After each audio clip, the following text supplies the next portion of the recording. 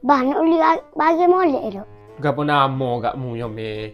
Ni bah topi FF lah. Ni jame piang lagi bah.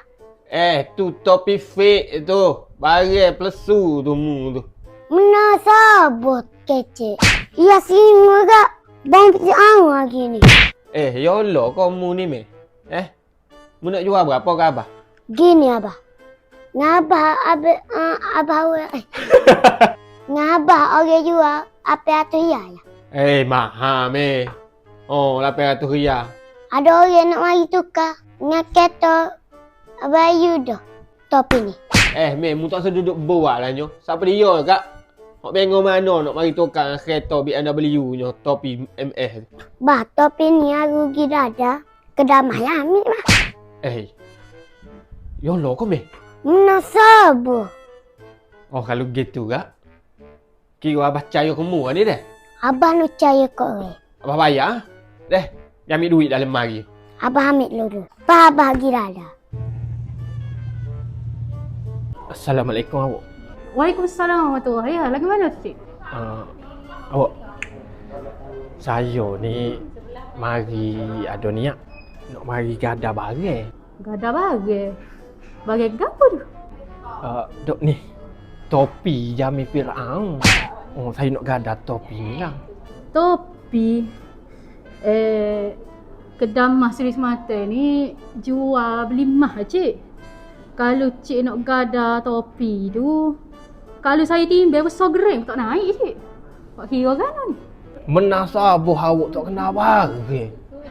Ni topi Jami Firaun ni bang uduh lagi. Cik, saya minta maaf cik. Setiap hari kami, malam Jumaat, kedai Mas Seri Semata Kota Baru ni akan buka daripada pukul 12 tengah hari sampai 12 malam. Di mana kita hanya fokus jual emas pre-love sahaja. Sini jual beli mah. Bukan kalau nak gada harta keturunan tu bukan sini lah cik. Sudah.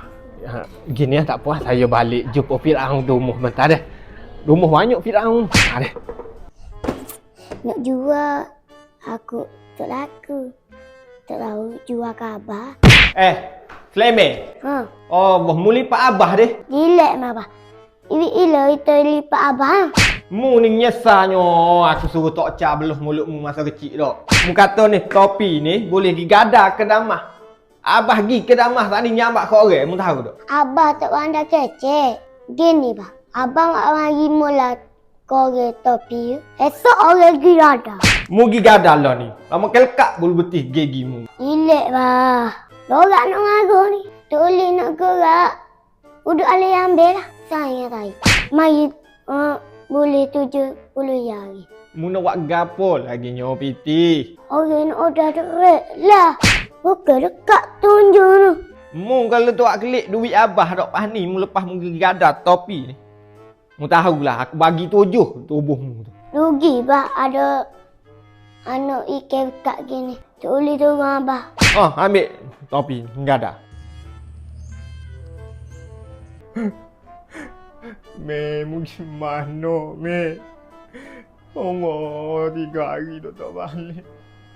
Abah tak usah kamu topi abah tu mari hantar lah piatu ya tu. Lepas mu nak gigi lah. Oh, me, telur lagi kamu. 1, 2, 3, 30.